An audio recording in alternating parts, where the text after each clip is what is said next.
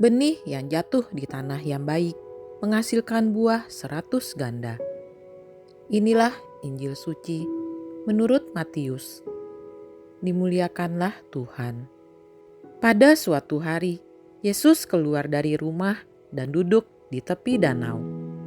Maka datanglah orang banyak, berbondong-bondong, lalu mengerumuni dia, sehingga Yesus naik ke perahu dan duduk di situ, sedangkan orang banyak semuanya berdiri di pantai. Yesus mengajarkan banyak hal kepada mereka dengan memakai perumpamaan-perumpamaan.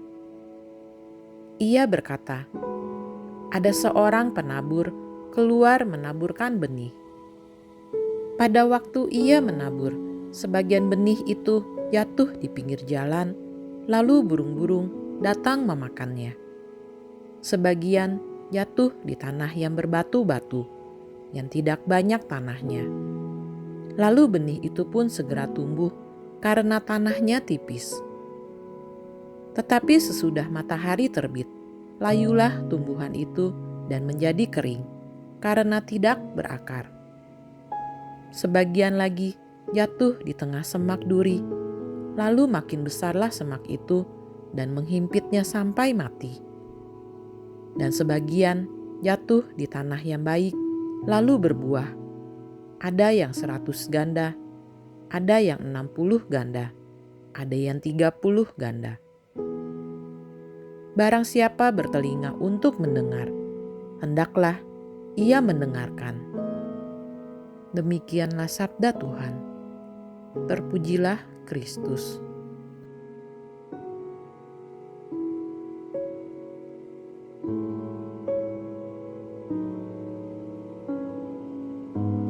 Untuk kita renungkan, saudara-saudari yang terkasih dalam Yesus Kristus, bacaan Injil hari ini mengisahkan tentang perumpamaan seorang penabur. Berdasarkan perikop ini, harapan kita tentu saja menjadi bagian dari tanah yang baik dan kemudian menghasilkan buah 100 kali lipat. Kiranya tidak ada orang yang mau menjadi tanah yang pertama dan kedua. Impian dan harapan semua orang adalah berbuah yang berlipat-lipat. Namun kenyataannya, seringkali kita masih berhenti pada tanah yang pertama dan kedua, belum sampai pada tanah yang baik yang menghasilkan buah. Jangankan untuk berbuah, untuk bertahan hidup saja seringkali harus berjuang setengah mati, setengahnya lagi mungkin karena hampir mati. Dan itulah kenyataan yang kita alami, harus kita hadapi. Pertanyaan sederhana bagi kita adalah, sekarang ini kita masuk dalam kategori mana dalam perumpamaan itu? Menjadi tanah yang bagaimana? Atau menjadi duri? Atau menjadi burung? Atau bahkan menjadi batu yang menghimpit? Untuk menjadi tanah yang subur dan menghasilkan banyak buah, kiranya adalah sebuah perjalanan yang panjang. Rasanya tidak mungkin menjadikan sebuah lahan menjadi tanah yang subur dan seketika itu juga menjadi lahan yang menghasilkan buah berlipat-lipat. Tetap harus ada proses, tahap demi tahap. Kesetiaan menjalani proses dan mengikuti proses itulah yang banyak menentukan apakah akan menjadi tanah yang baik atau tidak. Sebuah tanah bisa menjadi tanah yang subur dan siap menghasilkan banyak buah memerlukan sebuah proses. Mulai dari diambil batu-batu yang menghalangi kesuburan, dicabut rumput-rumput liarnya. Tidak jarang proses itu adalah proses yang menyakitkan. Supaya menjadi tanah yang bisa ditanami saja, seringkali lahan itu harus dibajak berulang-ulang kali. Jika bisa berbicara, kiranya tanah itu sudah teriak kesakitan.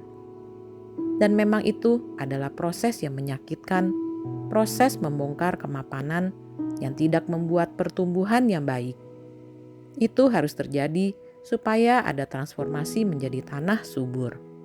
Gambaran itu kiranya bisa kita pakai dalam hidup kita. Pada dasarnya, kita sudah dipilih menjadi lahan yang subur. Namun, seringkali karena tidak diolah, kita justru menjadi tanah tandus, tanah gersang. Sekualitas apapun benih yang ditaburkan dalam diri kita, tidak akan bertumbuh dengan baik bahkan justru mati sia-sia. Proses manusiawi kita juga demikian. Mungkin harus sampai merasa sakit untuk menjadi pribadi yang matang dan subur berkembang. Bisa jadi kita memerlukan pembajakan yang berulang kali sampai diri kita siap untuk ditanami benih. Mari kita mohon rahmat Tuhan agar kita mampu dan berani untuk dibongkar dari kita agar menjadi lebih baik, juga mampu menerima sabdanya dan sabda itu berbuah dalam hidup kita. Demikianlah renungan hari ini. Marilah kita berdoa bersama-sama. Allah Bapa kami yang Maha Rahim, semoga telinga dan mata kami Kau buka untuk menyadari betapa pentingnya saling mengasihi dan berbagi bersama. Tolonglah kami untuk saling berbagi beban yang ringan, sebab kami semua adalah saudara dan saudari satu sama lain, dan Engkaulah Tuhan kami selama-lamanya. Amin. Tuhan Yesus selalu memberkati kita semua.